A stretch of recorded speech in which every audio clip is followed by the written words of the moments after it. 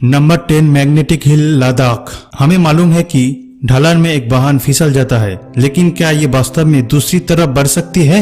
लद्दाख में एक पहाड़ी है जिसे माना जाता है कि मैग्नेटिक। अगर आप अपनी कार पार्क करने के लिए जाते हैं और उस तट पर छोड़ देते हैं जो पहाड़ी पर चढ़ते हैं, ये 20 किलोमीटर प्रति घंटे की गति पर पहाड़ की तरफ बढ़ने वाली सड़क पर चढ़ जाएगा। लोकप्रिय रूप से ये हिमालय वंडर के नाम से जाना जाता है। वास्तव में कुछ जादुई कर्मों की तरह दिखाई देते हैं जो ऑप्टिकल इल्यूशन के कारण होता है। सड़क और पहाड़ को इस तरह से रखा गया है कि ये ऐसा प्रतीत होता है कि ये क्षेत्र एक ऊंचा इलाका है, लेकिन वास्तव में ये थोड़ा ढलान है। इसीलिए जब गाड़ी गियर से बाहर निकलते हैं तो ऐसा लगता है कि ये ऊपर चढ़ रहा है। जो कुछ भी हो, उसके आसपास की पहेली को डिनाई करने का कोई कारण नहीं है। Number 9 hanging pillar Lepakshi Andhra Pradesh. दक्षिणी आंध्र प्रदेश के अनंतपुर जिले में स्थित लेपाक्षी का हैंगिंग पिलर वास्तव में एक रहस्य है।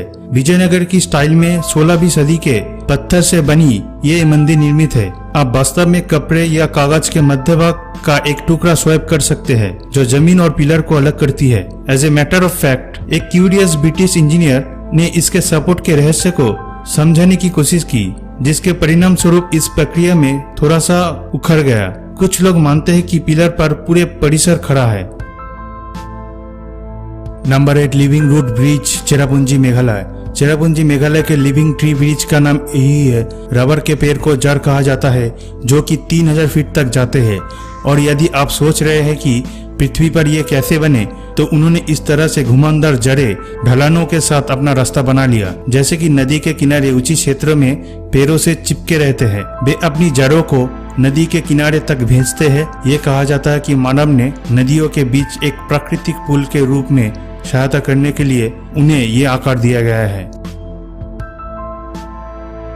Number 7 floating lake Loktak Manipur. Bharat के उत्तर पूर्वी लोकटक लेक सबसे बड़ी मीठे पानी की झील है। इसके फ्लोटिंग फुमडीज के कारण इसे दुनिया का एकमात्र अस्थायी झील का नाम दिया गया है। इसकी प्राकृतिक सुंदरता के अलावा ये झील मणिपुर की अर्थव्यवस्था में बड़ी भूमिका निभाती है। Hydro power generation, irrigation, drinking water supply और स्थानीय मछुआरों के लिए जीविका के रूप में सेवा करते हैं। लोकटक पर फुमडीज या फ्लोटिंग आइलैंड का केबुल लमाजो नेशनल पार्क है, जो लुप्तप्राय मणिपुर हिरन का अंतिम प्राकृतिक शरण है।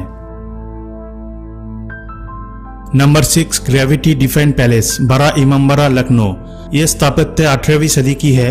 नवाब असफ उद्दौला ने इस अद्भुत मिश्रण को यूरोप और अरबी वास्तुकला को एकदम सही सद्भाव में बनाया है। सेंट्रल हॉल 50 मीटर लंबा है और लगभग 3 मंजिला ऊंची किसी भी पिलर या बीम के सपोर्ट के बिना खड़ी है। मेन हॉल भूल भुलैया की वास्तुकला या 1000 से अधिक सीढ़ियों के लिए जाना जाता है। इमामबाड़ा परिसर में भरपूर उद्यान, शानदार मस्जिद और बावड़ी है। Number 5 land of black magic Mayong Assam. Mayong के रहस्य का एक ढेर जो कि काले जादू की भूमि के रूप में जाना जाता है। पवित्रा वाइल्ड लाइफ सेंचुरी के निकट गुवाहाटी शहर से 40 किलोमीटर दूर एक गांव है। ये लोकप्रिय माना जाता है कि मायोंग सांस्कृतिक शब्द से भ्रम के लिए माया का नाम आता है। जानवरों में परिवर्तित होने वाले और पतली हवा में गायब होने वाले मनुष्यों को कई कहानियां मायोंग से जुड़ी हुई है। जाति और जादू पारंपरिक रूप से प्रचलित थे और पीढ़ियों से गुजरते थे। आयुर्वेद और काला जादू के कई प्राचीन अवशेष अब मायोंग सेंट्रल संग्रहशाला में संरक्षित है। नंबर 4 द एबंडोनेड विलेज कुलधारा राजस्थान। लगभग 200 साल पहले कुलधारा में 1500 से अधिक पलीबल ब्राह्मणों का घर था, जो कि ऐसी समुदाय के वंश थे जहां 5 से ज्यादा सदियों से यहाँ रहते थे। हालांकि एक दिन 85 गांव के निवासियों सहित पूरी आबादी भाग गए रातों रात। लोक कथाओं के अनुसार कुलधारा के लोग न केवल गांव को छोड़ दिए थे, बल्कि इसके बजाय उन्होंने इसे किसी श्राप के साथ छोड़ दिया। किसी भविष्य के बस्तियों को मना कर दिया। आज यह जो कुछ भी बचा है वो कुछ इमारतें, एक पुराने मंदिर और अफवाहें है जो अचानक निकासी की व्याख्या करने की कोशिश करती है। Number 3 twins town Kodinhi Kerala. Kerala में मल्लपुरम जिले में स्थित ये छोटा गांव लगभग 2000 परिवारों के लिए निवास है।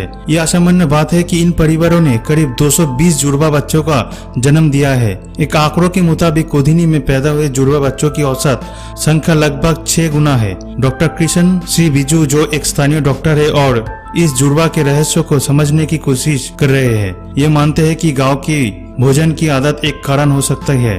कई रिसर्चर्स ने परिणाम प्राप्त करने की कोशिश की है, लेकिन कोई भी सफल नहीं हुआ है।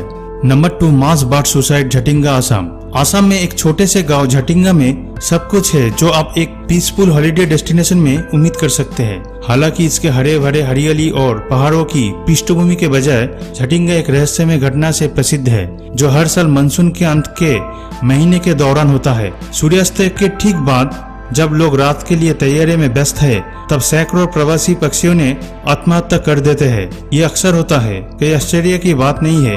स्थानीय लोग एक डरावना सिद्धांत बताते हैं कि इस घटना के लिए आकाश में बुरी आत्माओं जिम्मेदार है। स्वाभाविक रूप से पक्षी विज्ञानी स्पष्टीकरण से संतुष्ट नहीं है और अपने संग एक वैज्ञानिक सिद्धांत के साथ आए हैं। वे कहते हैं कि घने मानसून कोहरे के समय जब इन घबराए हुए पक्षियों गांव की रोशनी के लिए अपना रास्ता बनाने की कोशिश करते हैं, तो वे पेड़ों और इमारतों को मारते हैं।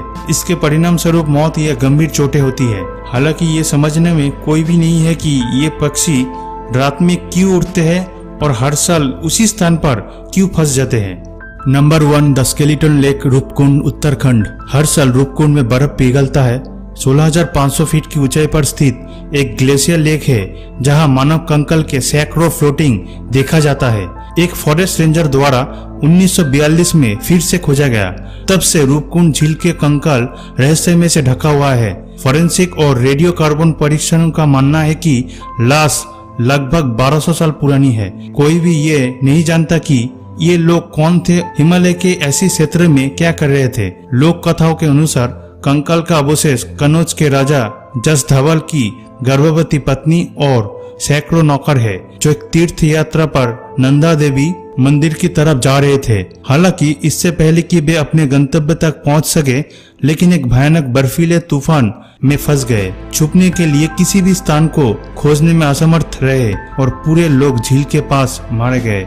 दोस्तों, उम्मीद करते हैं यह वीडियो आपको पसंद आई हो। इस चैनल को सब्सक्राइब करें और इस वीडियो को एक लाइक करें। धन्यवाद दोस्तों।